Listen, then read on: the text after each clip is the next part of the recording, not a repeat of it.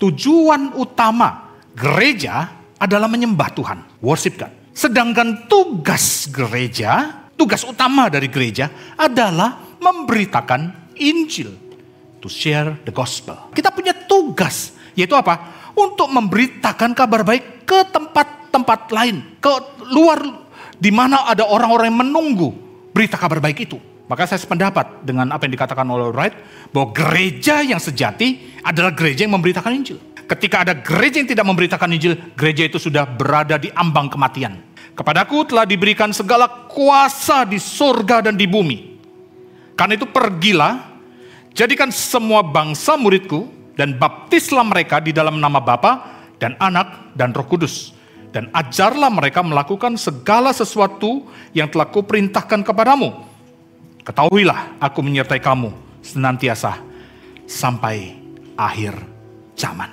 Saudara, ayat ini disebut amanat agung atau perintah agung. Ketika disebut perintah, maka ada satu saja yang menjadi kewajiban bagi kita untuk mentaatinya, melaksanakannya.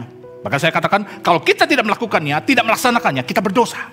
Inilah tugas kita. Kenapa? Karena ini perintah Allah sendiri berikan kepada kita. Amanat agung itu bukan sebuah pilihan untuk dipertimbangkan, tetapi ini sebuah perintah untuk ditaati. Memberitakan Injil adalah salah satu hal yang penting bagi kita. Maka nggak ada alasan, oh kalau nanti saya sempat baru saya memberitakan Injil. Oh kalau nanti saya sudah ikut training, pelatihan dan segala macam, baru saya nanti memberitakan Injil. Nggak, saudara. Memberitakan Injil adalah tugas, perintah yang Tuhan berikan kepada engkau dan kepada saya.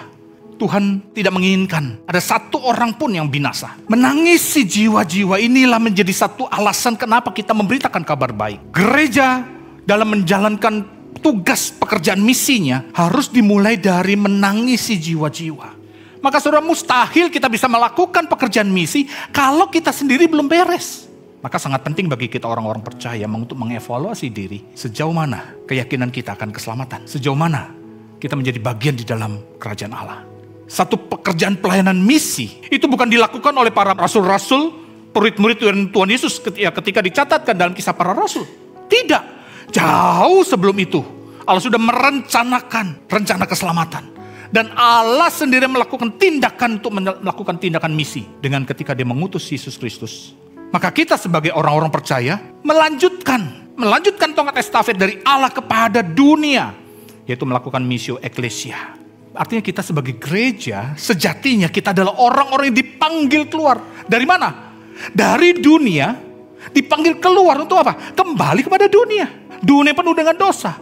Dunia penuh dengan kemurkaan Allah. Kepada siapa? Dipanggil keluar untuk mendatangi jiwa-jiwa yang terhilang itu. Dan itulah tugas engkau dan tugas saya. Memberitakan kabar baik Tuhan.